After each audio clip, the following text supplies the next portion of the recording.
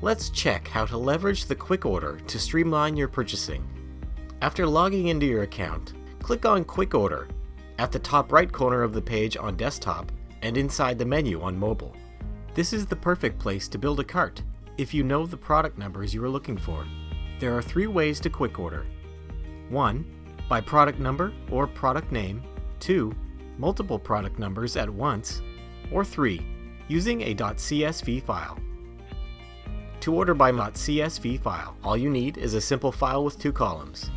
Click Download Sample and use the file as a starting point.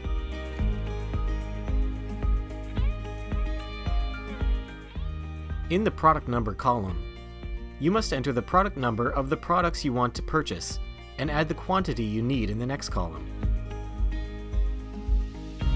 Save the file to your computer. You can also export your Kent Pro material lists and use the files in the Quick Order. Click Choose File, select the file you created or downloaded, and click Open. Your Quick Order list will update with the items from the file. This may take a few seconds depending on how many product numbers you are adding. Now all you need to do is click Add to Cart to proceed to the shopping cart to finalize the purchase.